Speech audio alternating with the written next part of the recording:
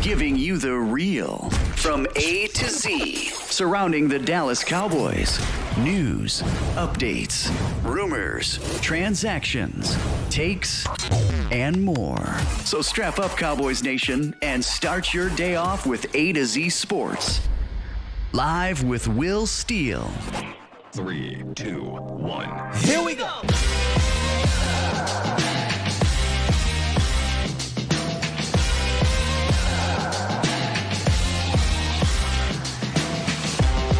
Good morning, good people.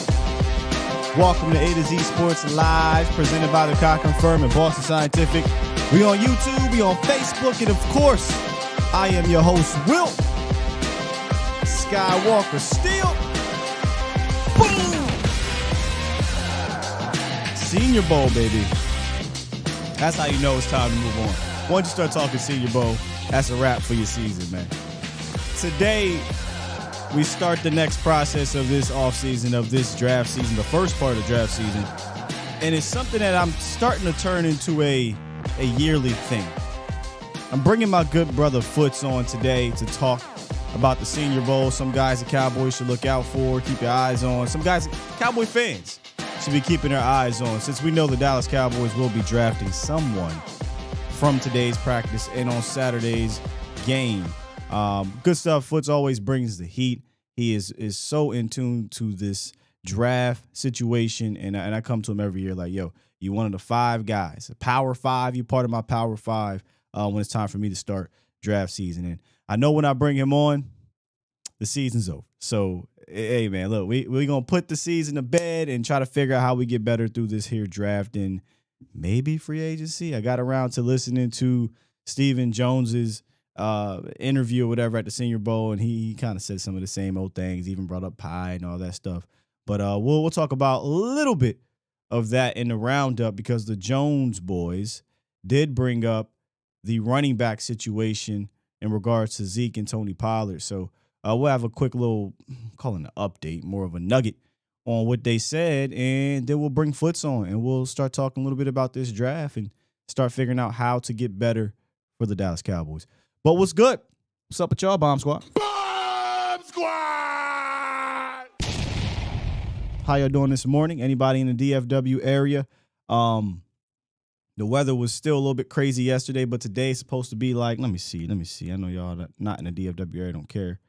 About 50. So it's supposed to get up to 50 with some sun. So it's going to melt some of that ice out there, and hopefully y'all be good to go because, the roads cleared up yesterday, but the previous 2 days it wasn't too great out there. So if you are out there driving, please be safe. And if you are in the Northeast as well and it's bad up there or wherever you are, please be safe. And I see Jill says good morning from PA. It's crazy because I looked outside and I was telling Michelle, I'm like, this is PA weather. I ain't tripping, but I don't know if the Texans are equipped to handle this, but this is definitely PA weather, man. What's good, I say Marv, not that Marv. It's Wink. Marvel, but Wink. What's good, bro? My bro Lee in the building. No. I got them two mixed up about John Ritchie, but then I came back and I realized it was John Ritchie. I couldn't remember his damn name. Yesterday, we couldn't figure out what fullback went to Cumberland Valley. I thought it was Kuhn, but it was Ritchie. Not Kuhn, it was Ritchie. But, man, forget them Eagles. But what's good, Creative Genius? I need your thoughts on Jaden Reed. Let's slow down a little bit here. Let's slow down. So, I got started here with the draft with Vach. I finally got the plug. Now we kind of getting into some of this film, and we're taking a look at some dudes. I did look at a few of these guys yesterday more extensively than the others, and we'll talk about that with Foots. But we're slowly but surely, I hopefully will get to some of you guys, players that you're requesting to take a look at. But, draft season, some people start this stuff right after the draft. And a lot of fans like to look into players in the middle of the season. We couldn't do that here. And I don't ever proclaim to be draft guy. I proclaim to be season's over. I'm going to hop in the lab. I'm going to talk to people I trust. We'll take a look at some guys, and then I'll form my opinion on said guys. But at this part of the season, it's more about getting familiar with some of these players, getting familiar with some of these positions that the Cowboys will need. And I think when we go back and we talk to Foots, or when we start to talk to Foots later, the positions that he did bring up, that he brought to me yesterday to look at, are positions the Cowboys will need to look into in the Senior Bowl, in the draft, period. Not just the Senior Bowl guys, but the draft, period. So we talked about the LSU kid on Vach's show. We talked about him. But all right, look, let's get into this roundup because Foots will be joining us here at is it considered top of the hour? I always get that mixed up. But let's hit the roundup, get to this news, and boogie. It's time! It's time! It's time! It's time! It's time! It is time for. It's time for the morning roundup. Round 'em up, boys. Hey, talking to you. 100 players. God dang, dog. I couldn't even tell you 100 players in the damn draft. Yeah, we ain't there yet. We definitely ain't there yet, man. I don't got all the time for it. Eventually, though, season's over, so we'll get up there. Hey, Jerry and Steven talked about Tony and Zeke. And Jerry was more, and this is according to Joy Epstein, emphatic on Tony Pollard even after his broken leg. She says, Jerry said this, quote, "This surgery has not been a premier thought of mine as to looking ahead to the future. And I certainly see Tony in the future." Okay?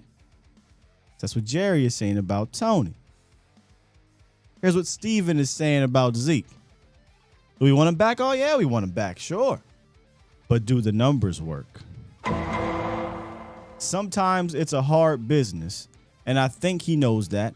I think I've seen him quoted, but we're going to have to talk fitness. So if you guys remember after the draft last year, and we're doing a huge callback here. Steven came out and was like, oh yeah, even running back is a position we got to look at here on day 2 or 3, whatever it was, because you got Zeke's contract and you got Tony Pollard coming up. He was already looking ahead publicly to talking fitness with Ezekiel Elliott. Problem is, I don't think they saw TP doing what TP did, so now he's a part of this business talk. And it sounds like Jerry doesn't care about this leg injury, is going to try to get Tony Pollard back. That could mean franchise tag, because I don't know if they'll be able to shake out a deal here by March 15th. I don't know. We'll see. A lot. That's a month and some change, so we got a lot of time here. But the tag gives you some time to work out a deal if they want to. They franchise tag a tight end last year, y'all. So right now, February 3rd, I got to believe they'll probably use the tag on him, transition, franchise, whatever one, and try to work out a deal.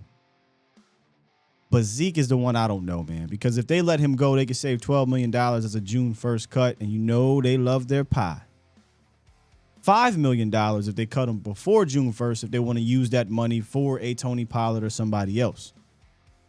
But let me ask you a question.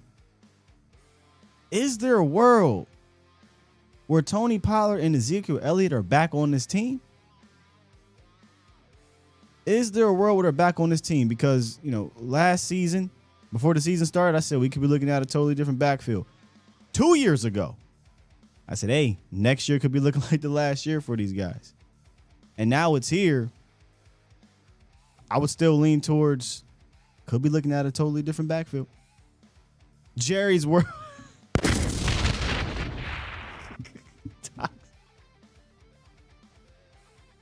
Hey, yo. You know what? That's a good answer. That's a damn good answer. That's about the only world I can see that happening, man. There's just no way, right, y'all? Like even if you extend Tony Pollard, you can lower his cap hit in year 1. It could be practically nothing. And you keep Ezekiel Elliott at what? What are we talking about now? Pay cut is likely going to be well below 10, 8, $7 million. But are you willing to pay Zeke $5, $6, $7 million to be a backup running back?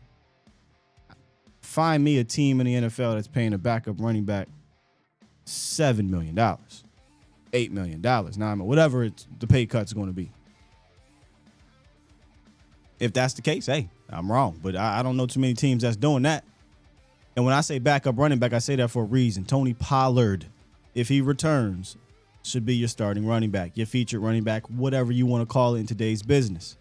But the bottom line is, whether it's TP and Zeke or TP or Zeke or none of them, the Cowboys should be looking at this moving forward as a tandem or committee approach, not just a one-guy thing.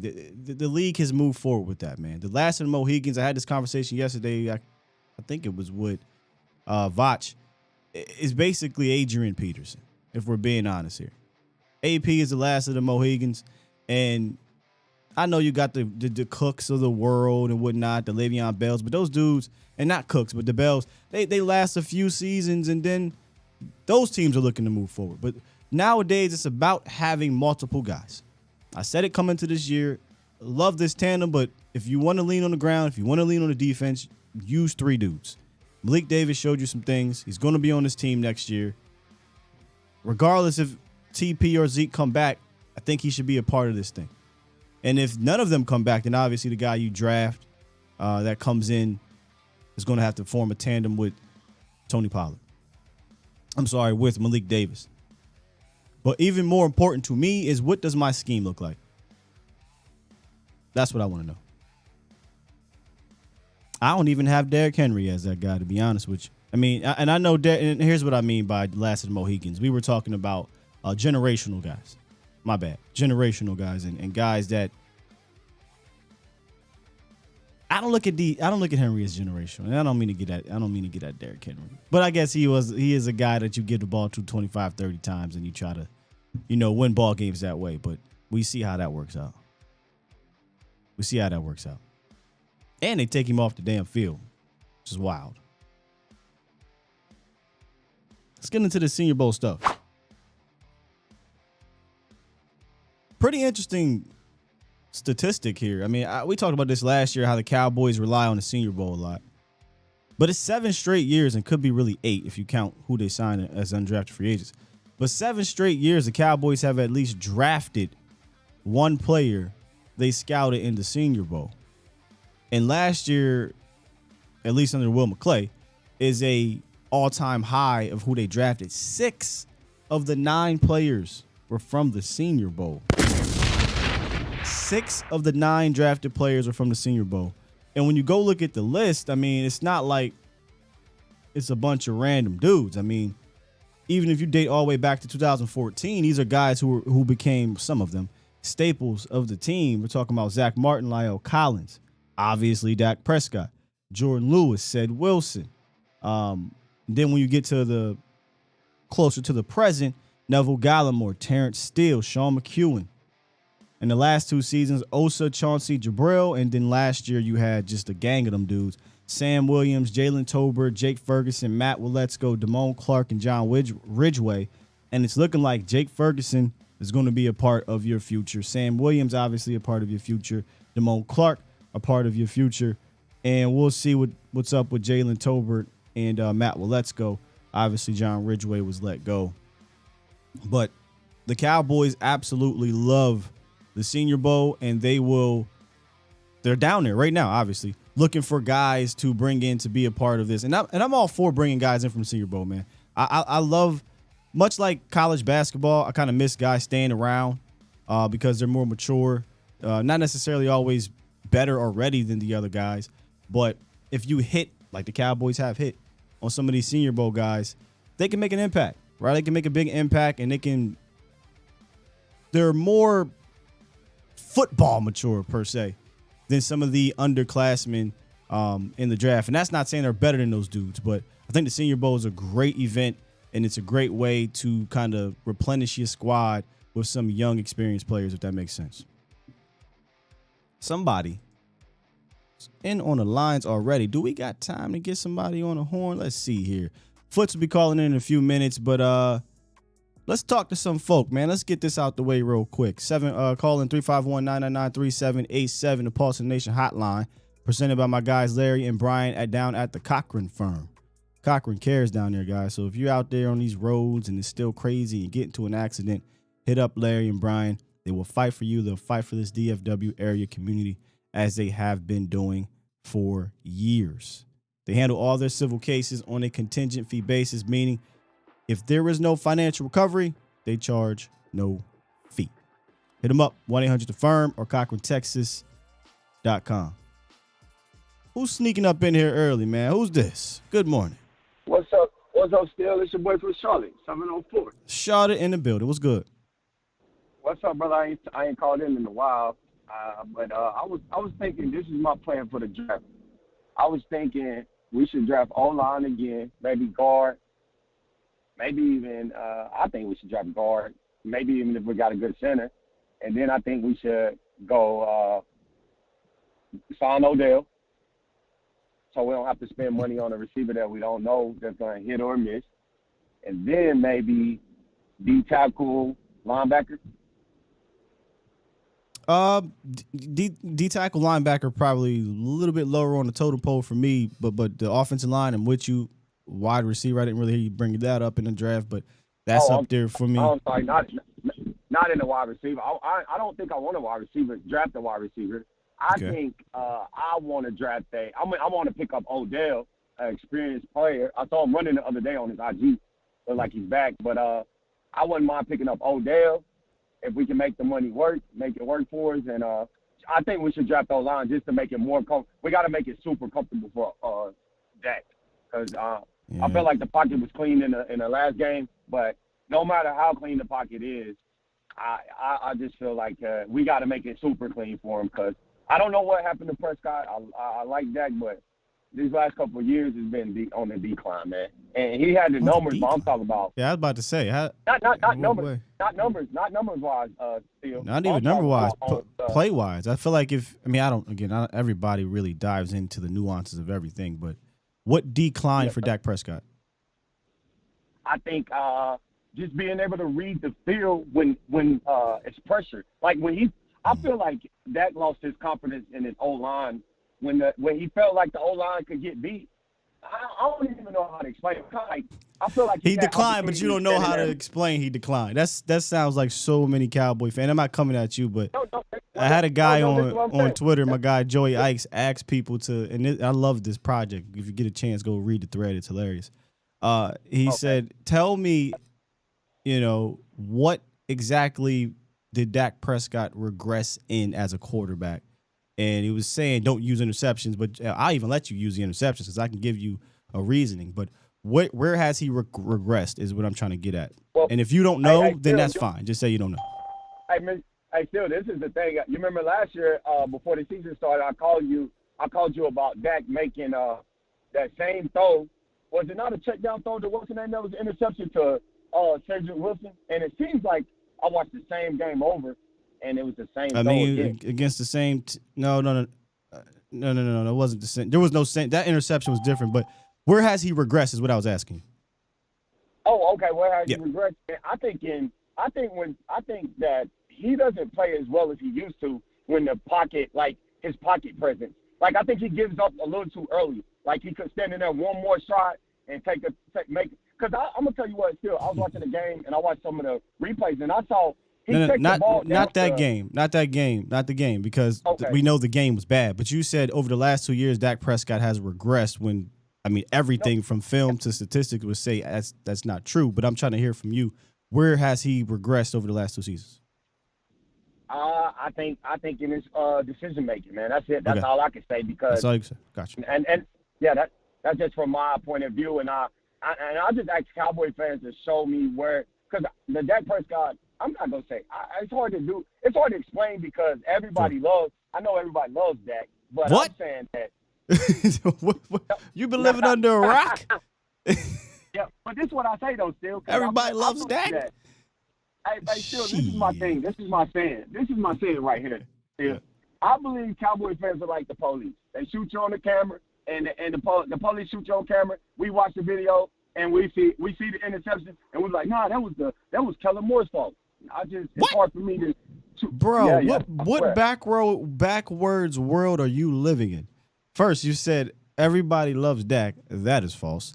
And then you said when the interception happened, we blamed Kellen. The very first thing people do is blame Dak Prescott because we don't have the film to go back and look. And regardless of context, I just think both of those things are backwards, bro. So whatever world you living in, I need to be a part of that world. But I'll tell you why. I say that because I even call in my boy West Coast Cowboy, and he told me, well, Josh Allen throw interception, and what do we got to do? And what do y'all want to do? Your quarterback don't throw interception. Yeah, and I tell him that I don't even care about Josh Allen. I don't even watch the Buffalo Bills. I only watch my Cowboys. I don't care about none of these quarterbacks. Well, then there's your mistake there, brother. If you don't have any perspective on what goes on with other teams and around the league and quarterbacks, it's either somebody's great or somebody's not, and there's no middle ground. And I can't help you with that if there is no other context that you can provide. But if you believe he regrets. I got one more question. I know I've been on the line alone, but I got one more question for you still. Yeah. Sell me on this year's. The next season. Sell me on this season. Way too early. I want you to sell me as a Cowboy fan. I'm just saying, like, what can my Cowboys sell me on? Like, can't sell you on nothing. The only thing can sell you on is that you got a quarterback right now, and then you got a head coach who's going to be in total control. But that's in the defense, right? I can sell you Dan Quinn in the defense, but there's not much to sell at this point. You just came off of another loss 2 weeks ago. Everybody's pissed, and you're going to lose some players. And we haven't hit free agency. We haven't hit the draft. This ain't the time to sell. I'll tell you that much. Yeah. This ain't the time to sell, bro. Still, man. I appreciate you, my brother. Thank you for taking my call, bro. Yes, sir. You be blessed, Phil. You as well, man. Appreciate you. Good stuff. Yeah, go check out Joey's thread. It's pretty funny. That's fair. He said he regressed in decision making. That's a fair one. That's a fair one. I'm not going to fight that because I've always said I would like to see him improve from a decision-making standpoint from last year at the end of the season. But y'all know me. One of my things I wanted to see him do better was finish. That's pretty much it. I think you got a quarterback that can do everything else. I just need to see him finish a little bit better. All right, let's get back into it. It was interesting because we were talking draft to Dak, but I wanted to quiz him on that. Let's get back into this Senior Bowl stuff, man, and talk some guys that we need to keep our eyes on by bringing in my brother, 1/5 of the round table, one of the best covering the draft in this business, drummer extraordinaire, Cowboys faithful, Foots the King, ladies and gentlemen.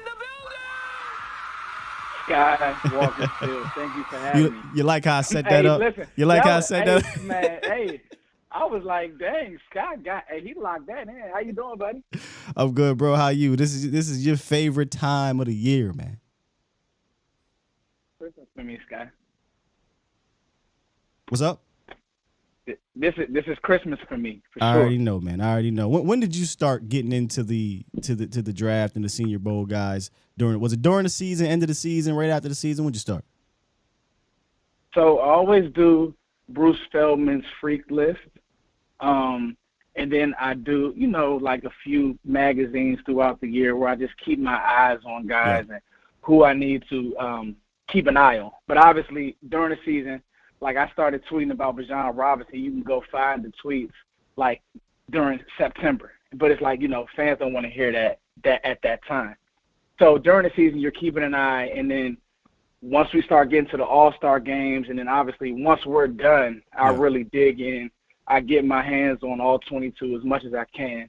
And then I just start chipping away at these prospects. And I've actually taken a different approach this year, Sky, but we'll talk about that. Yeah, I tell people every year, I'm about to start making this a yearly thing, man. When it's time to get into draft mode for me, it's a little tough. I talked to Vach about this. Shout out to Big Homie in the building. It's a little bit tough for me, but when I bring you on, it starts to click. All right, here we go. Talking Senior Bowl, we get into Senior Bowl guys, and let's go. This year, it was getting involved with Vach. He already started on it, so that got me a little bit into it. But when I bring you on the show, man, this is 3 years in a row now. I don't know if you know that, but this is 3 years in a row that I brought you on to do the Senior Bowl stuff. So here we go, man. Let's fire it up. And I want to know. Let's start with and I'm gonna be honest. Before we get started, Scott, I want to say thank you because the way that your show's grown, you're giving me a platform and we're working together. So I just, I really appreciate that. Appreciate you, bro. Look, let's hit the defensive side of the ball first and talk about positions that are near and dear to your heart. And we're talking about safeties and cornerbacks, okay? The DBs. There's a cat at the Senior Bowl in this draft, Riley Moss, okay, cornerback out of Iowa.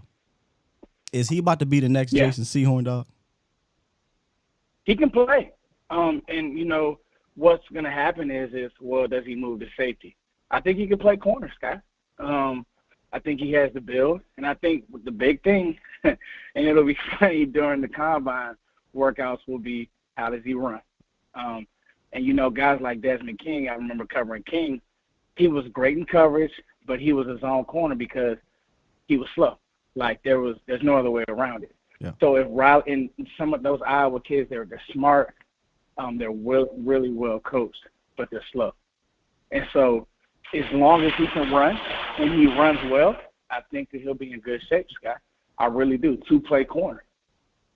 Yeah, I brought up Jason Sehorn, but I don't remember the last white corner in the NFL. So if this dude can hang, then yeah, where you got him right now? We're talking about February 3rd. We're not even in combine, but where do you think he will be drafted at right now, projection, round-wise? I got it. Watching this film, I got a 3-4. Okay. And that's because, again, you look at some of the top. So I'm going to tell you, Scott, DB-wise, this is a nice class now.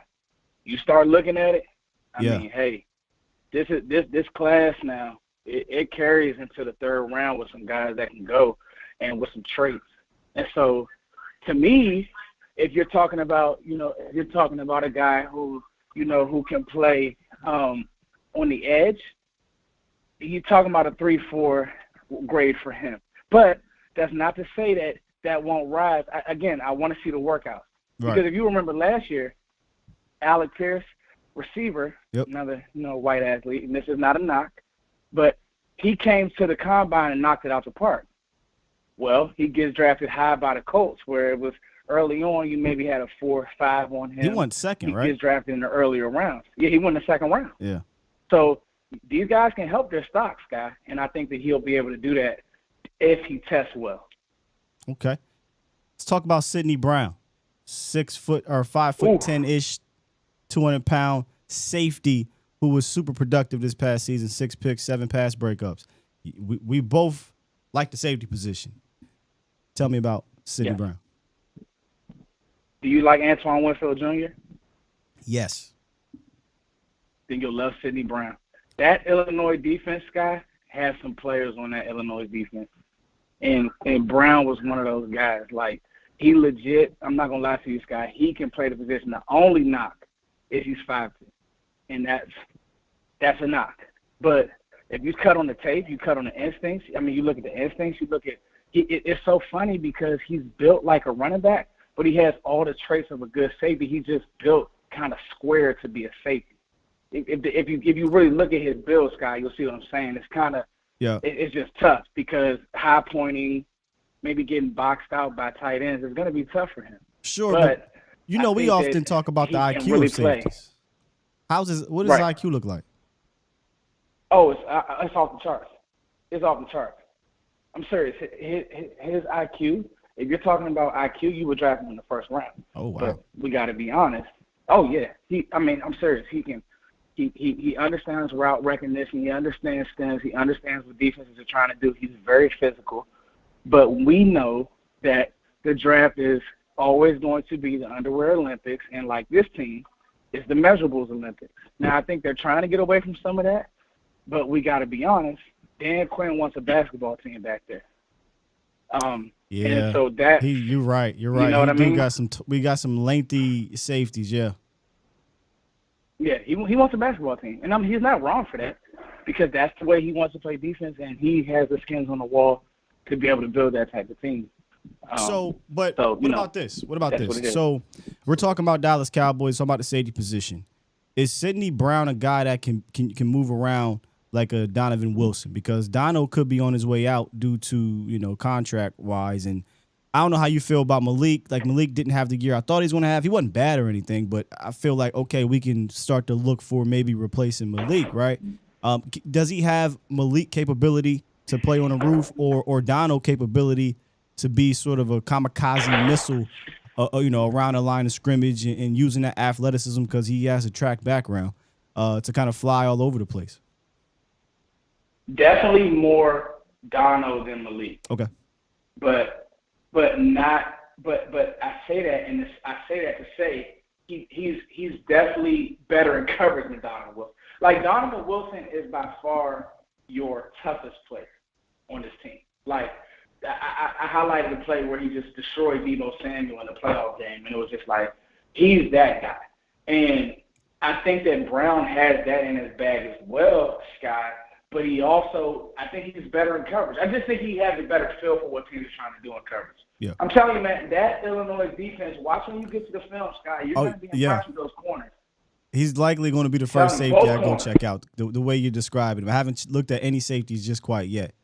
But I don't mean to make a hard turn here on the next defensive back, but this guy's getting a lot of love down there right now in Mobile, and Darius Rush, the cornerback out of South Carolina, and he's a guy that I'm getting a little bit excited about because while Brown doesn't fit the mold from a physical standpoint in regards to the height or whatnot for safety, Darius Rush does. He's a guy that's 6'1", 6'2", or something like that, 6'2"-ish, 200 pounds, long. Yes. He has that prototypical size and length that DQ and Will McClay like.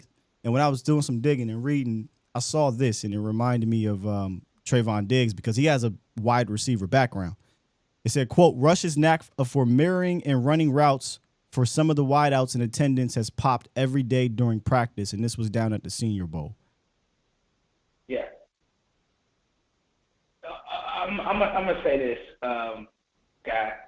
If he continues the way he's going, and he checks out if he checks off the boxes during the combine, yep, he's a second-round player. And the thing is, everybody's looking at Cam Smith, but now you're starting to look at South Carolina as kind of like BBU.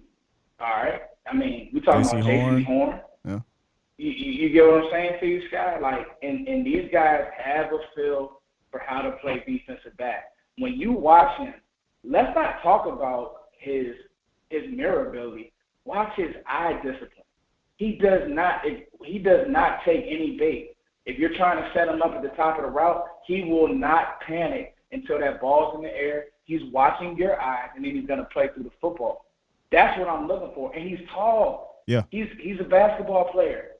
That's what Dan Quinn likes. And if we want to move on from Boss Man Fat, who has all of the ability but just hasn't put it together, we got to be real, Scott. He hasn't put it together. This is a player who, hey, if you want DeRon Bland strictly as your nickel, safety, DB, whatever, and you want to develop a guy on the edge, because Nashawn Wright's been okay, but he hasn't really been great. Like, Nashawn Wright's not going to stop you from drafting this player. He's one of those ones, Scott. He really is. So here's the thing, right? Dan Quinn has kind of shown two different tendencies during his tenure in Dallas. Year one, he played a little bit more zone than he did this year, and in year two, he played a hell of a lot more man, almost damn near exclusively, it felt like.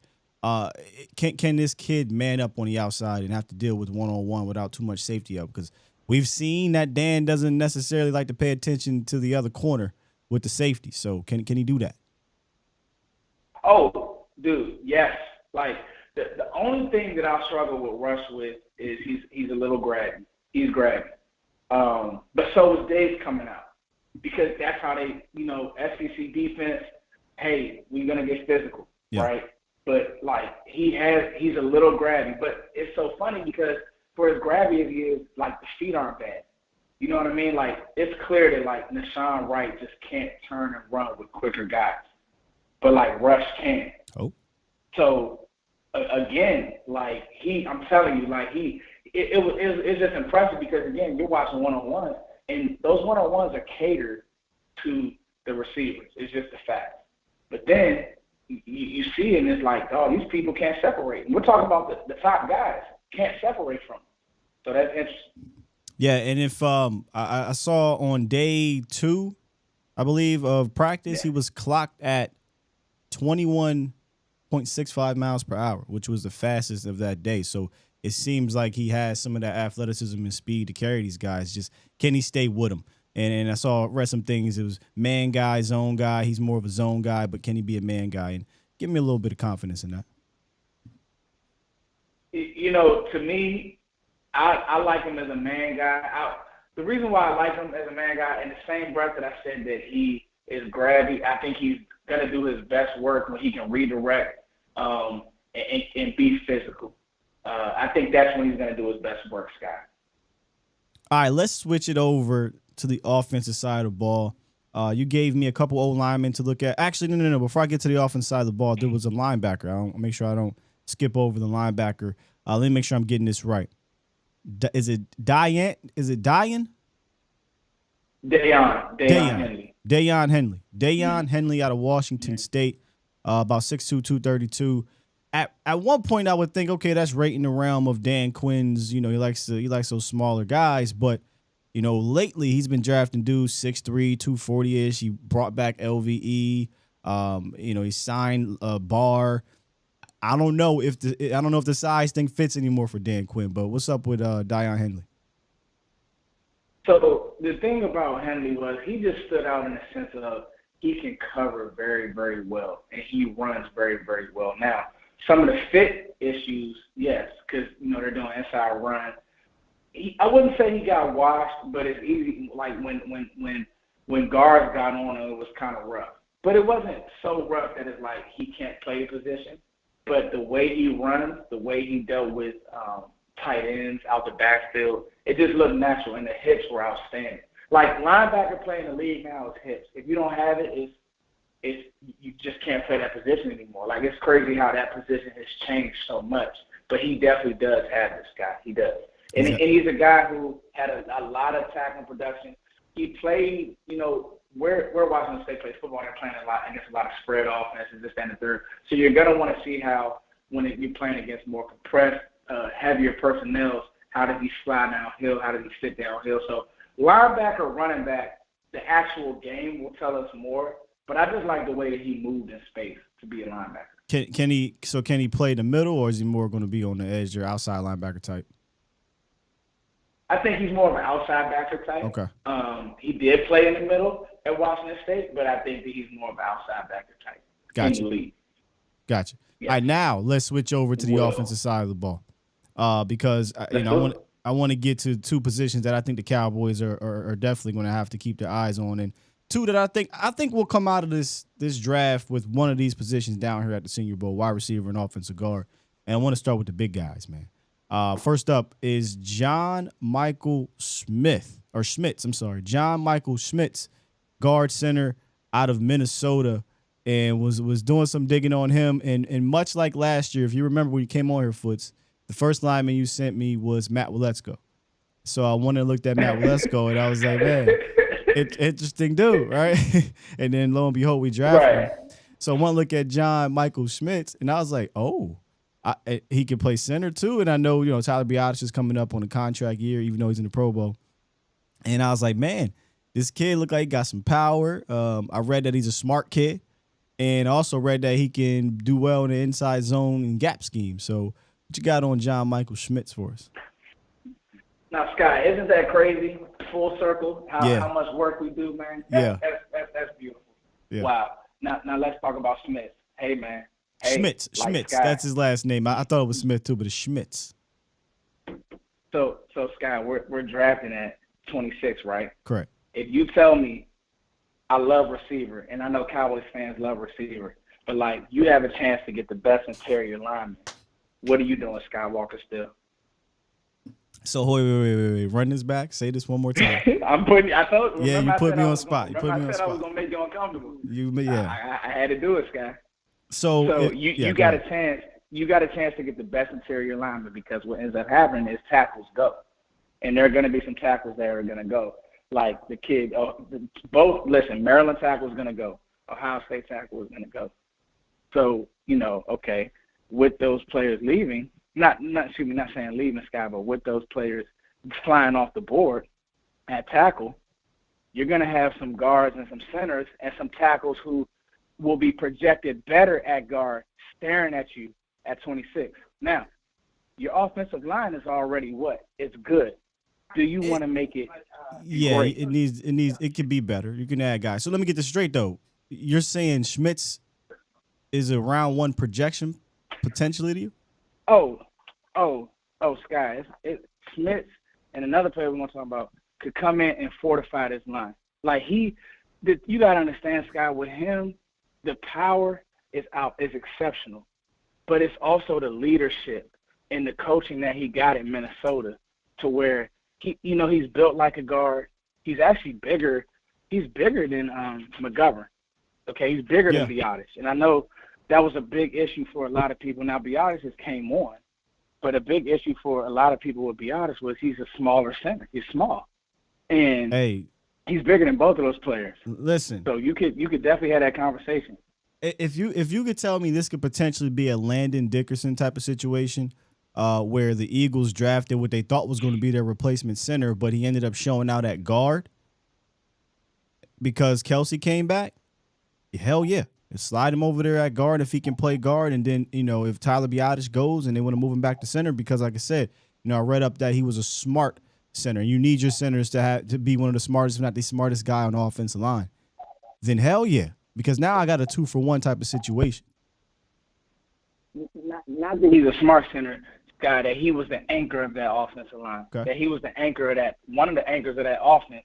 And all you hear at the Senior Bowl and everything that I've read is that he's been the most vocal offensive lineman. Like, we need that. We need another Zach Martin. We need another players that come in and kind of be the one. There you go, a Frederick. Yeah. So, again, if these are the questions that I want to ask and start kind of, not saying shifting the talk, but like, hey, I know, Sky, you cover, the free agency side of things and what's going on. Well, what if I do take a receiver in free agency who could just come in and just be a Robin, and then I can really fortify my front. Now we're talking good football. It's just something to think about. Oh, I'm with you 100%. I don't think you can rule out interior offensive line in general, first of all, tackle or guard, in round one if they are up there with the best player available at the position of need, right? Like, so if you're battling a receiver or interior guy, I think you have to have a legit conversation of who do I want to take. And another one of those interior guys that you brought up was Osiris Torrance out of Florida. Woo. And I had a chuckle because when I originally saw Torrance, I saw him before you sent him to me from Vach. So I'm talking to Vach. I'm like, hey, man, sell me on Torrance, right? And he's like, I can't right now because I just saw Jalen Carter whoop his ass. So I was like, wait. That ain't fair, man. Jalen Carter's tough, right?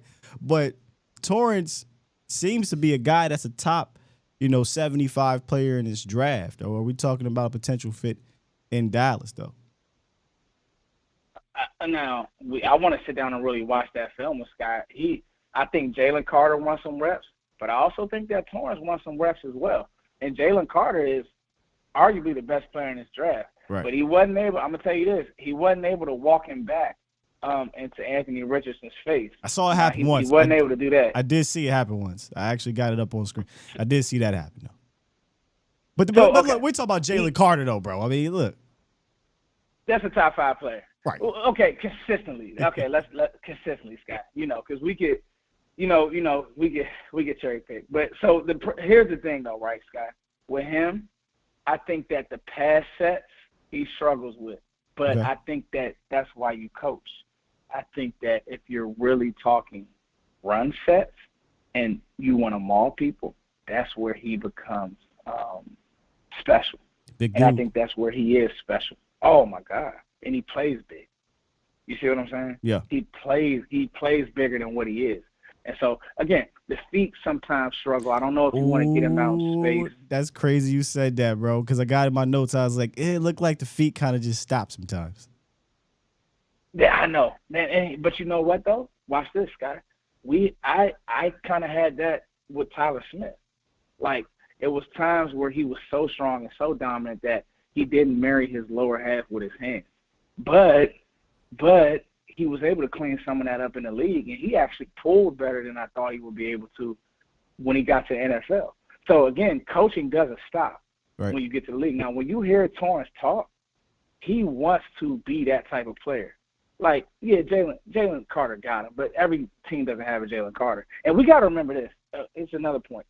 When it comes to line play, offensive line play, we got to remember the teams that we're playing in the NFC East. So it's very tricky. We're playing some good D lines. So upgrading at interior guard, center, whatever, it may not be a bad thing. No, it absolutely is not a bad thing, especially when you don't have a left guard right now, and your center potentially could be in a free agent. I mean, I don't know how much they value him from a financial standpoint. Since he's a Pro Bowler now, if I'm, be honest, I'm going into there and saying I'm a Pro Bowler. Pay me like it. But if I can go draft his replacement, then I'll do that, right? Yeah, you have to look at it for sure. Now, talking about those receivers, if they don't, even if they do, right, go sign a wide receiver, whatever, they still kind of got to look into the draft because I still think you could use some more competition at the receiver position depth-wise. I don't think anybody outside of CeeDee Lamb and Gallup should feel safe. So everybody should have some type of competition. And one of those guys, Dallas product down here at SMU, is Rashee Rice, SMU wide receiver who was super. These next two receivers are extremely productive last season. But he was really productive last year, had over 1,300 yards and 10 touchdowns, and seems like a playmaker type receiver. I haven't got a chance to watch his film yet, but what you got on Rashee Rice? So, yeah, Rashee Rice, I'm sorry. To me, yeah. No, you good, Scott. To me, so, all right, now we talk about watching college football and, projecting and these prospects during the season. So I'll tell you a story real quick. I watched Maryland football, and I'm watching this kid from SMU destroy Maryland. And Maryland ended up losing that game. And I'm like, man, who is this kid 11? And they were talking about him during the broadcast. And then obviously you find out he's a senior. He's going to declare for the draft. And they just couldn't guard him. And, Maryland isn't a top school. It's not an SEC school. but he's not gonna flash in drill work. Like that's not where he it's like Tank Dell, some of these other guys, they're gonna come out and they're just gonna look clean with the route running and they're just gonna separate. He flashes when, hey man, Jaden Reed, that he's not that type of guy. He's gonna flash when you have to guard him for 60 minutes and you can't tackle him and he's blocking you and he's going up high pointing the ball and he's running after the catch. Like that's who he is. He's really a baby CeeDee Lamb. So he for me would be an edge player. Yeah, he's not quite as electric, but he's right there. High point, exceptional. Hands, exceptional. Fast enough. I don't know if he's a burner. I want to see his numbers at the combine because I think he'll probably get his time to about a 4.45. He's not a burner, but he's fast enough. And he's going to catch and win every contested ball. To me, it's just going to be the route running and what do you ask him to do if you brought him in year one. But like you said, we need to put a fire under Jalen Tolbert because the fact that he couldn't get on the field this year does scare me. And I'm a Tolbert guy, but that does scare me. It's funny so you he's say definitely one of those guys. It's funny you bring up the route running because I was reading he can run the routes, but the SMU spread offense is one of those offenses that didn't ask him to do a lot from the route tree standpoint. And we've seen, and it's so crazy because Law dropped the the Cooper audio yesterday, but we've seen and we've heard from quarterbacks and wide receivers that the old offense, Cowboys offense under Kellen Moore, and obviously Linehan, wasn't the, I don't want to use the term easiest, but let's just use it, the easiest thing to kind of get down pat because they were asking you to do a multitude of things. They were asking you to know all three positions from a wide receiver standpoint on top of having to operate in option routes or whatever. And it's probably why you didn't see guys like Simi Fehoko, Jalen Tolbert, kind of make that step right away. But McCarthy could be incorporate more West Coast, more the route tree could be a bit more simpler for the receiver guys. I'm not saying it's simpler for the defense to know or whatever, but for the receiver to execute, and that could help a guy like a Rice or any rookie receiver that comes in here to make more of an immediate impact than we've seen outside of CeeDee Lamb. I think what McCarthy will do is he'll press more easy buttons for these guys, and I think that's what you have to do with guys like CeeDee Lamb and a player like Rashee Rice. You need to press easy buttons because you can. You have the weapons if used correctly. A lot of people are making jokes about slant and flats, but here's the deal. That's hard to stop with a guy like Tony Pollard and CeeDee Lamb. Like, what's the problem with that? And then you build your offense. You build on some double moves, some stuff like that. But you don't have to reinvent the wheel with these offenses. Nope. And I think, this. I don't want to make this a Mike McCarthy deal, but me and you have we've talked back and forth about McCarthy, Kellen. But ultimately, I think him taking over is great, Sky. And I think that if the receiver that we draft this year, it'll be because Mike McCarthy has a plan for him. Not Kellen Moore trying stuff. Mike McCarthy will have a plan for him because he has to, or he's out. Yeah, come on, Scott. We dropping gems. Yeah, that's real. I think that's real. And nothing is wrong with you. What do you think Philly is doing? A whole bunch of RPO slants, over routes, and go deep. They are not asking their receivers, hey man, read that safety and the linebacker and then cut across the set on consistent basis. They're not asking them to do anything out of the ordinary, and it's hard to stop because they put you in a bind schematically. So as long as McCarthy can kind of upgrade from that standpoint, I think everybody benefits, truly. Oh, yeah, totally. I mean, again, let's press easy buttons for these guys. All right, CD is your one. He's your alpha male. We need a Robin, and we're good to go. We're right there. So that's just what it is for me. So this next cat, man, he was the first receiver I actually put the damn tape on to take a look at because I kept seeing all the buzz around the dynamo that is Tank Dell out of Houston, Cowboys Nation. And, Tank is not a big guy, and this is what makes me feel weird about the situation because the Cowboys don't draft small dudes. But damn, he's really good. I don't know what else to say, but that he's really good. And I don't know that I care that he's 5'9", $160 because he performed really well the last two seasons. 1,300 plus yards, 12 touchdowns, 17 touchdowns, in both seasons. And I know he a dynamo, man. I know he's small, but talk Mike McCarthy into drafting Tank Dell. If you were in office right now, sell Tank Dell to Mike McCarthy. I'm glad this is the finale, Sky, because to me, something that he said, Sky, so you listen to him interview, and he has a huge chip on his shoulder. And so I'm digging for research, right? And one of the biggest things with me is every year there's a guy like this, right? Yeah. Guy Moore, the smaller guys. And I'll be honest with you, I don't get married to those guys, but I didn't fell in love with this guy. And it's one reason. He never came off the field at Houston. He made sure to speak to that. He said, I did not come off the field. I was never injured. And to me, you have to buy into some of that stuff. The speed is deep. He never came off the field in Houston. He spoke about it. I'm looking at everybody will say I'm small. Yeah, I'm looking at some. He never came off the field, Sky. Some of his Senior Bowl, and it reminded me of, and I'm not comparing him to this guy, but remember when Turpin came to camp and they were showing some of his one-on-ones and his footwork. His feet were ridiculous. This kid's feet are ridiculous, man. Oh my goodness! I mean, he's out there playing basketball. He'll cross you up at the top. He'll cross you up with his release. He can. Now you talk about somebody that's going to separate. It's scary. Jeez. A true slot, and he wants to embarrass you. Like, he makes no bones about it. Again, when you listen, I think everybody should do themselves a favor and go listen to him talk, and then you're going to fall in love even more. That's the type of player he is. But, again, he didn't come off the field. Now, one of the things that I love about Tank Dell that nobody really is talking about is the hands. Like, most smaller guys, body catchers, let the ball get into you. No, he actually has high point ability. He actually has, like physical, like his play strength isn't bad. Now, he's not going to be a big run after catch guy, but he catches everything.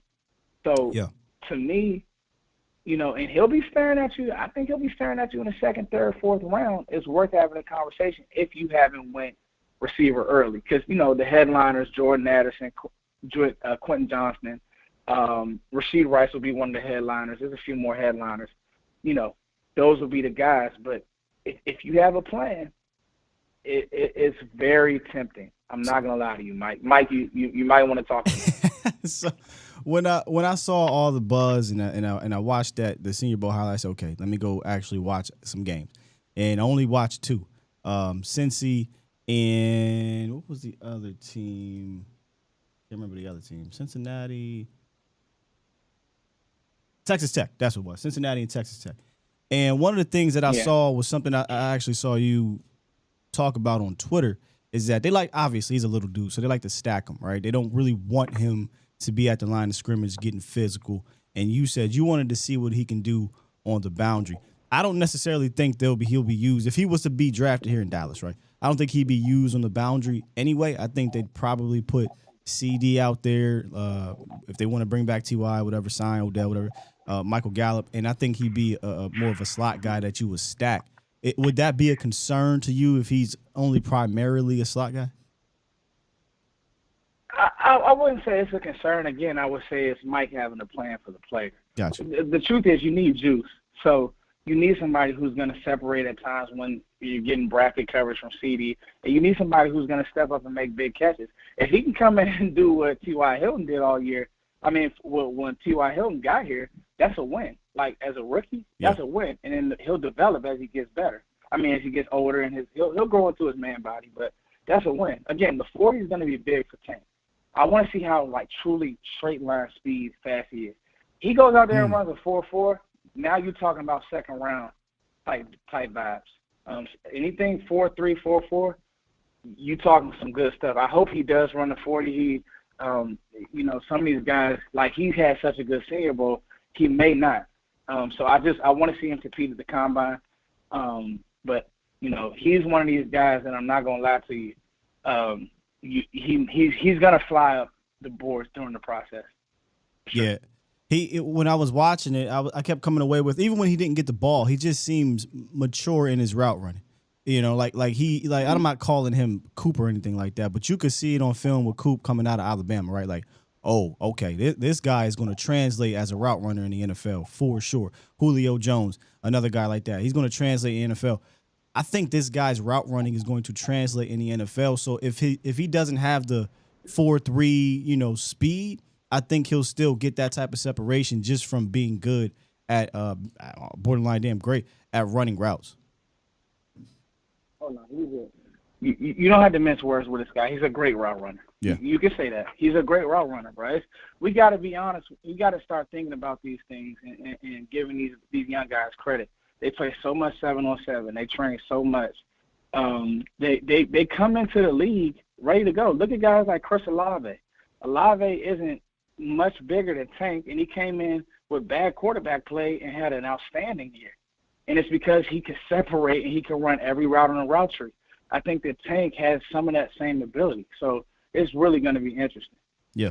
He's a guy I'm going to keep my eye on because he defies all odds from a physical standpoint, 5'9", 160. Not a guy that those type of dudes you don't see drafted too often in day one or day one, hell, or early round day two.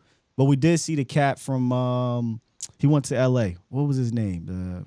Can I remember his name now? The small dude, shifty, fast guy. I know exactly what you're talking about. His name escaped. Yeah, they drafted him in the second round, but they didn't really use him at all.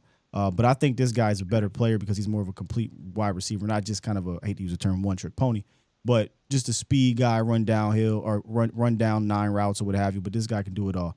But I forget the cat's name. Now it's escaping me. Not Austin. Tutu Atwell. Tutu Atwell, that kid. Yeah. Yeah, Tutu Atwell. Yeah. Yeah, but Tank's a Florida kid. I mean, listen, you ain't gonna bully him. I'm gonna tell you that now. And so it's just gonna be about again playing. And I'm telling you now, whoever we pick, Mike is gonna go out on it. He's gonna make sure that it gets done. Just because you can hear he stayed patient, you can hear the way he talked about it. And so that, if I heard your last caller, it's like, hey, I'm excited because Dallas does draft well, and I think that they do hit their needs and have a plan well. And so that's why I'm excited, more or less.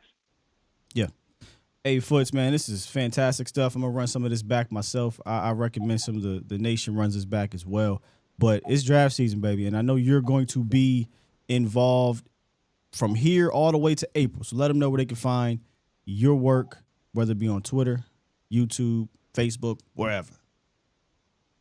Hey, so a big change that I made to the channel is I'm now Foots the King. Wait, Guy what? Has been, yeah, I know. What? Sky has been pushing me, and Vosh has been pushing me to do that. Hold up. So that's what. Well, if you look at the man. graphic I got on TV or on the show, it says Cowboys Nation TV. But wait a minute now, let me go search this real quick. What? Yeah, man. I wanted to make sure that this offseason that I attacked that, man. Yeah, and so. Guy, I want to, branding myself as with the greats, Vosh Lombardi, Sky Steele, and I'm Foots the King everywhere, man. Just working with you guys. I'm gonna be on with Sky a lot, y'all. Yeah. And so you guys can catch up on the work. If you're not on my channel, follow me. But if you want to catch on, I'm gonna be doing a lot of conclusion and wrap up stuff with Sky. We kind of talked about that offline, so I'm just really excited. Yeah, I'm really excited. I jumped in, and I'm happy because this is my time of the year.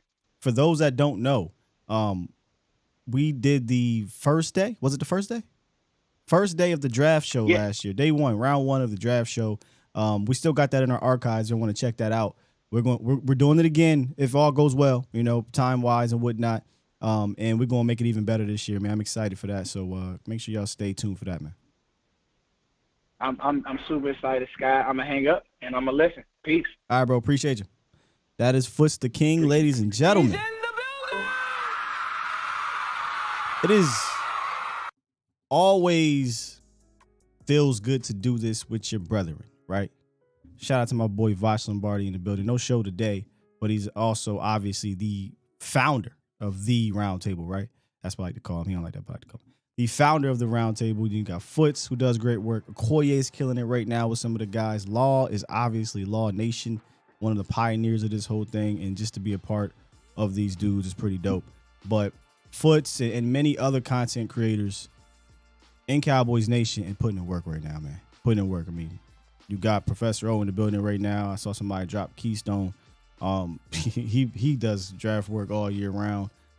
It's that time of the year, man, and it's time for us. I think Tuck is doing some draft work as well right now. So it's time to ante up and get into this lab. And these brothers push me to do so. So do me a favor, if y'all enjoyed that, hit that like button.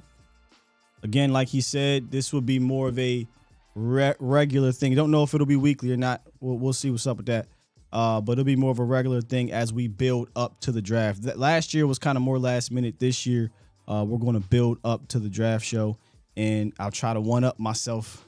Every year I try to one-up myself covering the draft, doing the draft show live.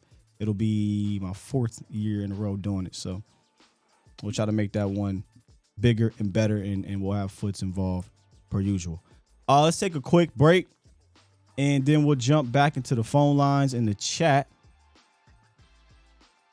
and continue this Friday show. Good stuff from my brother Foots, man. Before we take that break, let's talk about Boston Scientific.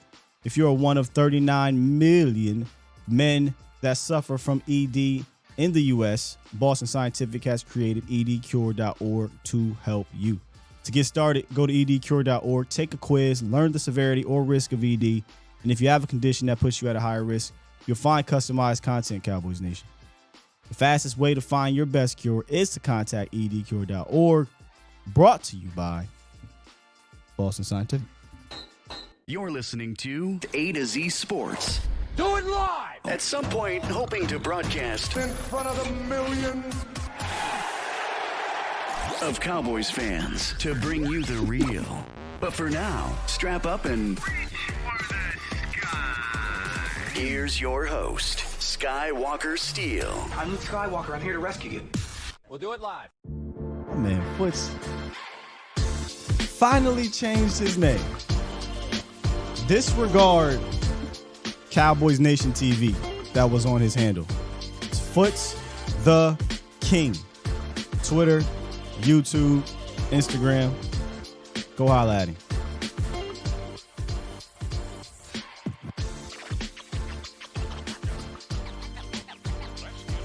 Let's jump back into these phone lines. Got a couple callers. Good time in the day. Good time in the day. You know, I love when, and this is Washington people. You know, I love having somebody else to go back and forth with here. Feels good. But your boy gonna hold it down regardless, man. Your boy gonna hold it down. Wait, before we get to the lines, Marcus said option routes for people think Dak is INT. Yeah, you know, what have you done for me lately? Dak threw 17 picks this year, including in the playoffs. So if it feels like Dak's INT prone, but I think it's an outlier, but we'll find out. We'll find out. Boston OC, yes, sir. I did the draft show with them 2 years ago. That was fun as well. Man, you got to check out one of Boston's shows he did about a week ago. Talking about Kellen and Mike.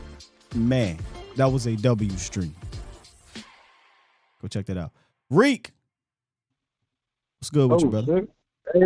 Hey, what's going on, y'all? How y'all doing this beautiful morning? Did I catch you by surprise? Reek said, oh, shit. Yeah, he did a little bit, but it's all good, though. I'm in the building. What's going on, Cowboy Nation? Yeah, man. I believe in Mike McCarthy. I believe Mike McCarthy's going to settle Dak Prescott down, you know what I mean, and get him in a quarterback whisperer, like to where it's like I think he's going to pick a good or a decent offensive coordinator for Dak Prescott and a decent quarterback coach for him. Well, check this out. Go ahead. Did you hear what Jerry said about the offensive coordinator? No, I did not. He said Mike is the offensive coordinator, and the guy that they'll hire will be assisting Mike. So I thought that was interesting. I mean, we knew Mike was going to be calling the plays, but I wasn't sure if they'd bring in a guy that would help implement some newer things schematically. But we just don't know what's going to happen from the OC standpoint. But from a quarterback coach standpoint, I think that is probably the second most important hire left now. Offensive line coach was already hired, so I think that's your second most important hire. Who's going to be helping the quarterbacks out? Yeah. I believe Mike is going to do a good job. You know what I mean? I really believe he's going to do a good job. And I think Jerry and Steven needs to follow, needs to, how can I say, listen to him about people that he want on this team and the rest of his staff. My thing is with the Cowboys is that we got to quit being stingy with the money. Pay our players that we can play. Pay our players that we can play. Some of the players we want still, far as our roster goes. But at the same time, make some moves outside of that. You know what I mean? Make a couple splash plays. You know what I mean? A couple splash signings in the off season. So it's like, damn, they might be serious. Then at the same time, draft good. If you got a chance to will and deal a little bit in this draft for somebody that you want, go get that person. Don't even bullshit. You know what I mean? And during the season too. You know what I mean? You see any disgruntled players on other teams that you know that they got some juice and you need that need. You got a need for that player on your team. Go get them. Quit holding on to all these damn picks. You know what I'm saying? Do something what the Eagles did. You know what I mean? They drafted. They went and traded for people in the middle of the season and put them on their team. You know what I mean? And even like the San Francisco 49ers, quit just sitting down and waiting for these players off the scrap heap as far as free agency and putting them on this team, man.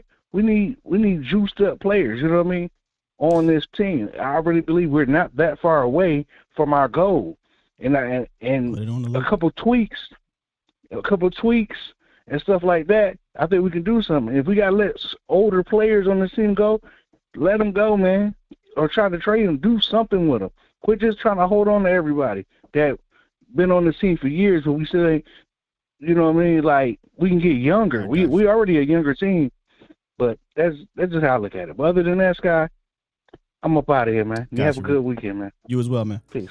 As he was talking about teams and trades with picks and whatnot, I was thinking in my head, like, a lot of teams find themselves with multiple first-round picks, whether it's by trading a player, whether it's by trading their first-round pick or second-round, whatever. Now, when the last time Dallas saw themselves faced with multiple first-round picks, and correct me if I'm wrong, was 2005?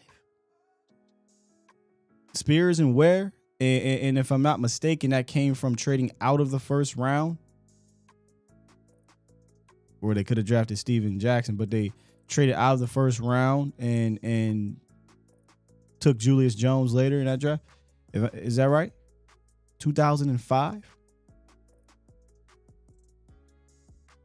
Was there a the reason I got a reason for this, because a lot of these successful teams have had multiple first round picks. Not saying that that's the end all be all, but it's kind of a way to make sure you don't want to use the Eagles as the barometer, but the Eagles have found themselves able to have multiple first round picks for the last number of years, right? And still be one of the better teams, playoff teams.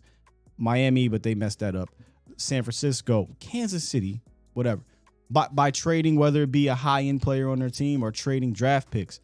That, I talked about this yesterday. If I didn't, I'll bring it up now. I don't think you see Dallas 07? Okay, so 07, not 05. Felix Jones, was it Felix and Jenkins? Okay, so 07, not 05, 07 was the last time Dallas had 2 first-round picks. I'm not telling y'all to do the homework, but I just want to know, is that one of the longer streaks in the NFL? That's a long time, all right? That's a long, long time. But the reason why I bring this up is I feel like you have to have an all-in approach with something. Maybe not everything, but with something. And that quote that Jerry Jones said yesterday should bother you the most about anything, about how he's okay with being in the middle. He doesn't want to go too far in with the free agents. He doesn't want to do too much at the draft. He don't want to do too much with trading guys or making trades. He doesn't want to do too much with signing his own guys. That kind of leaves you having to have so many things kind of break your way. At some point, though, you got to kind of commit to go all in with something. You got to be committed. Let's just say that. fully committed to something.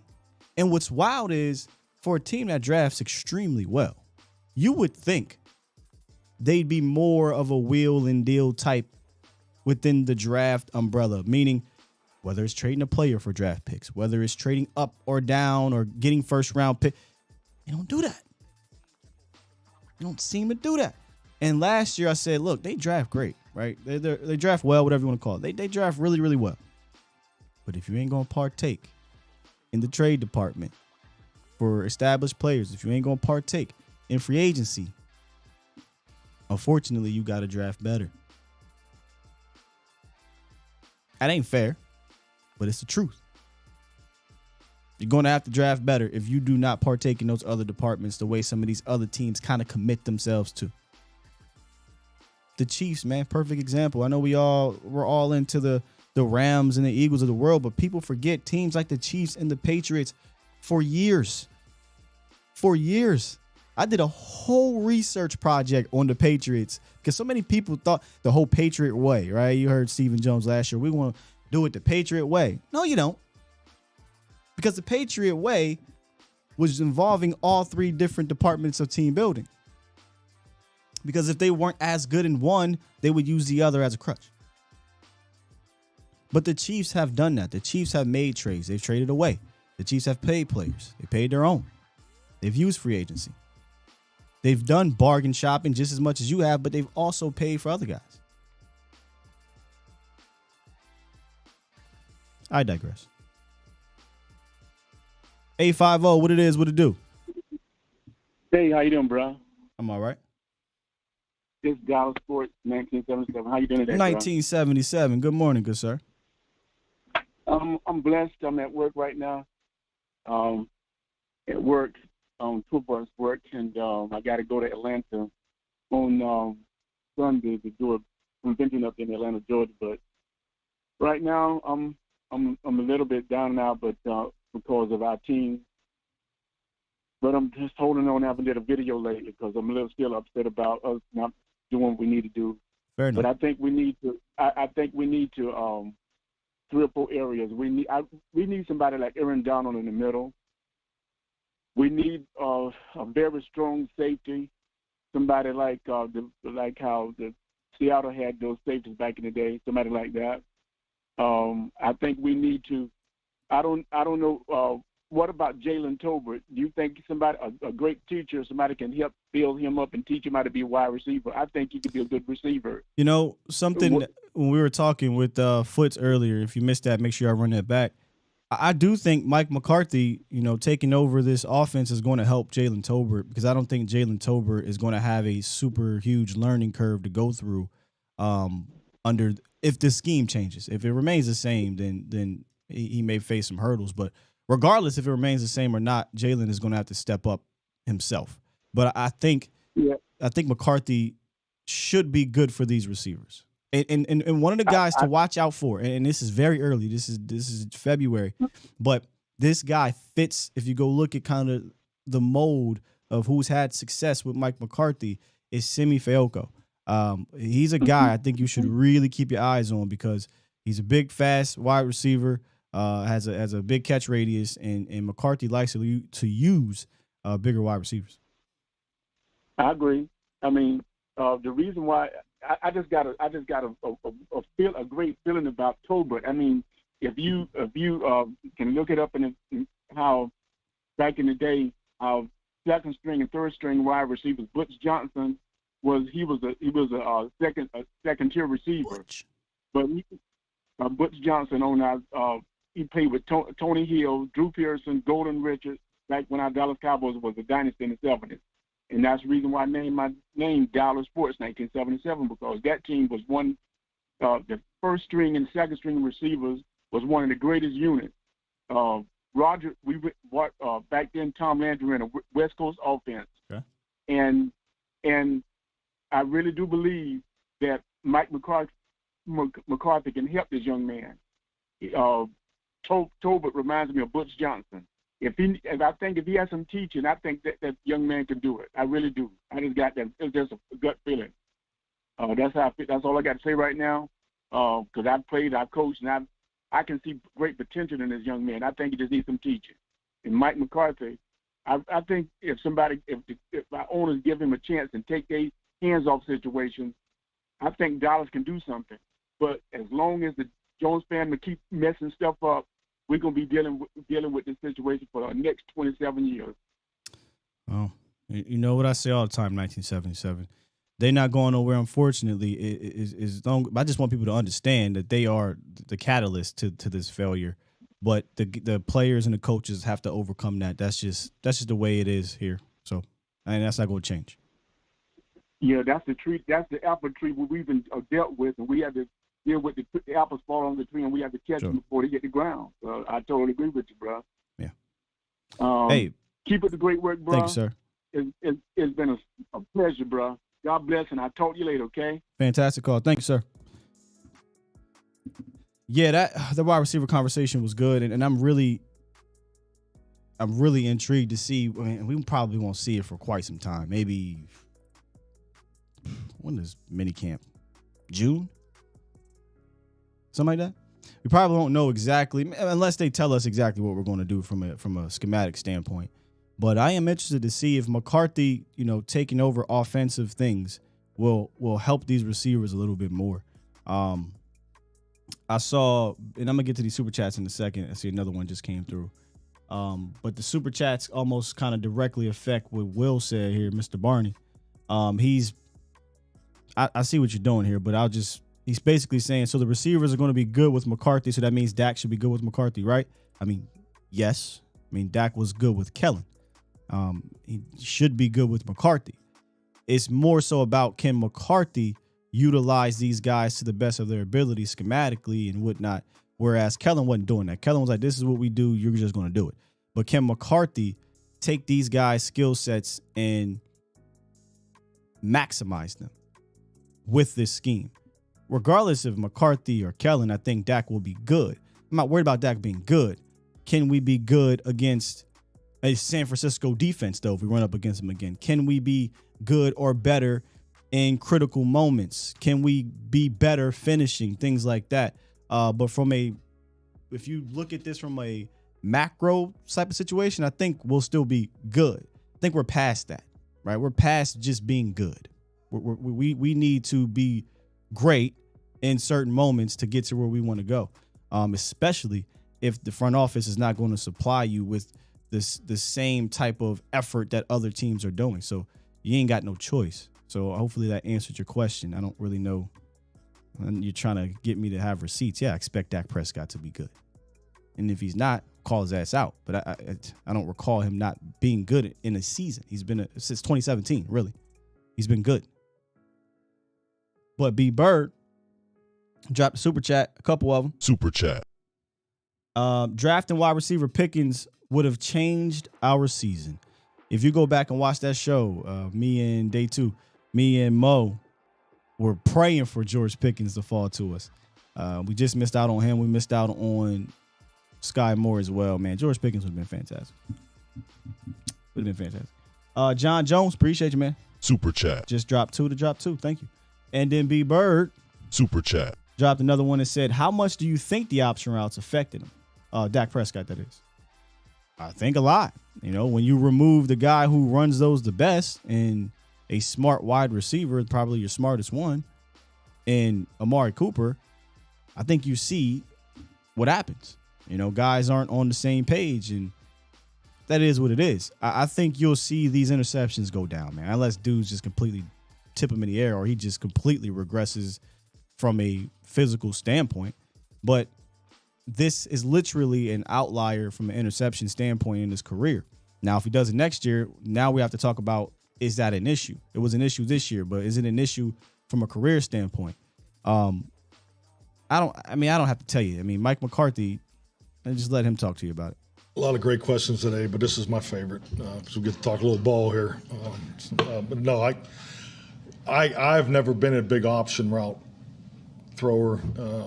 concept in the past. If you're going to run option routes, you need to live in that world. That's been my experience. You can't dab on it. Option routes are really not part of the old traditional West Coast offense. I've had quarterbacks in the past that didn't really like them, and it's really about the connection that they have with the receiver. I've been in systems where only certain guys run them.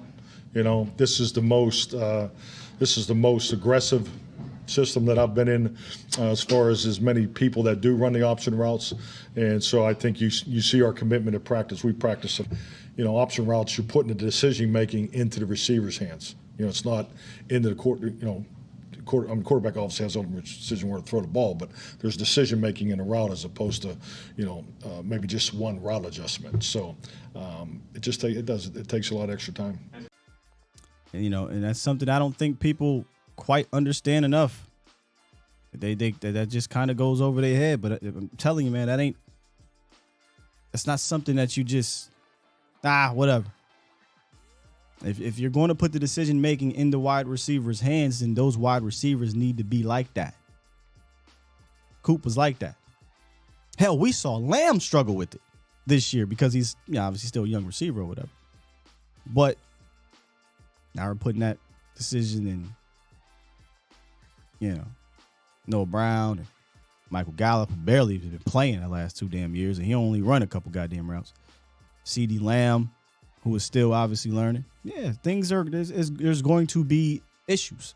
And I think you saw them have those issues early on in Dak's return. But the issues towards the end from an interception standpoint weren't just the option routes to me. You had some of the drop stuff, and then you had some of the protection stuff. And then the playoffs, I think you had some of the being late coming back type of stuff. And all that goes into effect, man. It's not just one thing. It's not like he was out here and he was Jameis Winston and just closing his eyes and just throwing it up there. If I saw that, I would be more concerned, but I didn't see that from him. And I'm with you, Toxic. I have no idea what the obsession is with being right. I come on here all the time and tell y'all, I am not I told you so, I want to be right guy. Half the damn time I want to be wrong. And I say this all the time and I talk about it with Vach. If there's more data, then we got to utilize that data to alter our opinion or our take or what we see. And Vach says it all the time. Have an opinion, but don't let it have you. And I use context matters because that's why I started to do this. I didn't think context was being provided for this team at the time that I started doing what I was doing. So, I mean, you can mark it down, Will. You can stamp it, whatever. Yeah, I expect Dak Prescott to be good with Mike McCarthy. I don't think that's something crazy to even say. But B Bird Super Chat dropped another one. Appreciate you, dog. He said KC lost Hill. The players that replaced him combined for 142 and 1,800. Whew. I don't even want to read the second part.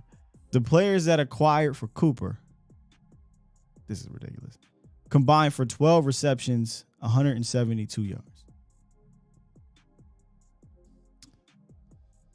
Huh? This is Jerry Jones, one in front of the cameras and all but said, yeah, effed up. Without saying that. He tried to go get receivers. They messed up. I don't even think that's even debatable. You can't even debate that, man. And I said this at the time. It ain't even about trading a dude. It was about two things for me. You got nothing for him, number one. And number two, you did nothing to replace him. I'm all about moving on from dudes, but tell me how we get better from that. Position, unit, whatever.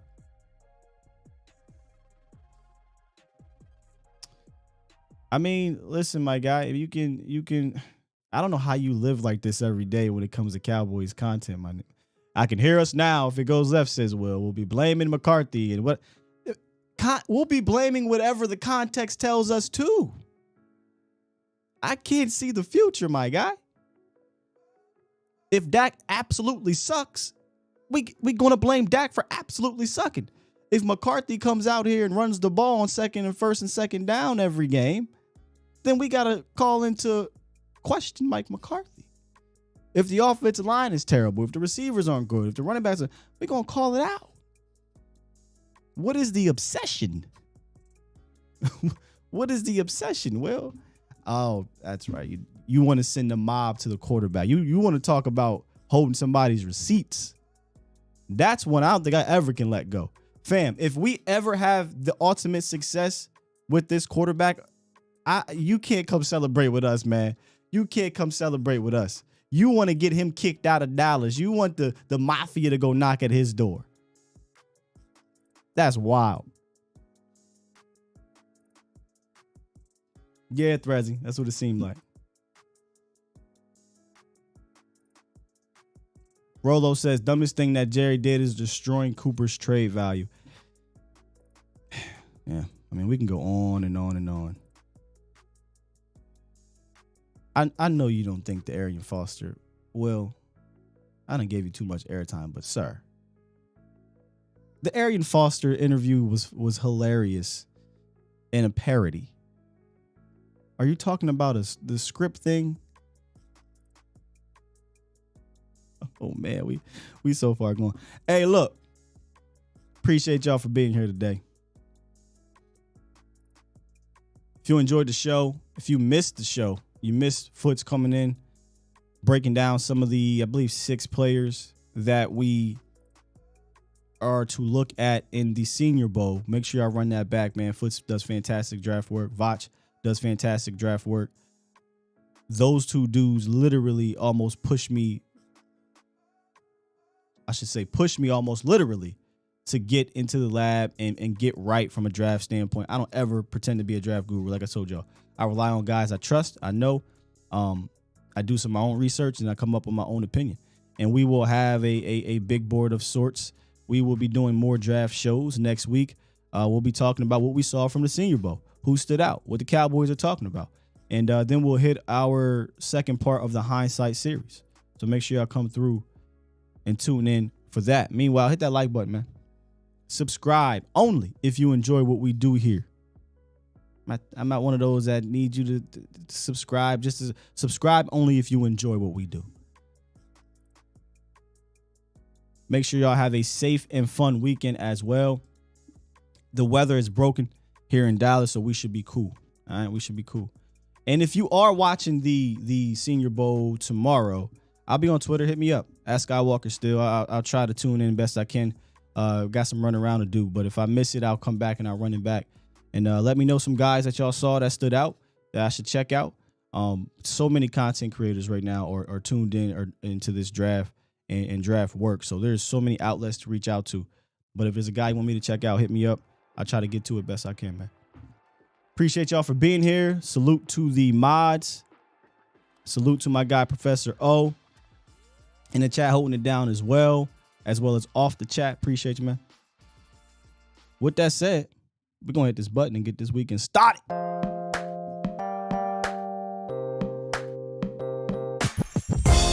Thank you, Gregory.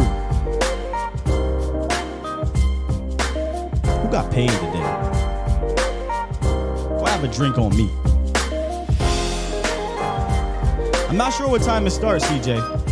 Hit me up on Twitter. I'll find it out for you. Appreciate y'all. Be out here. Peace.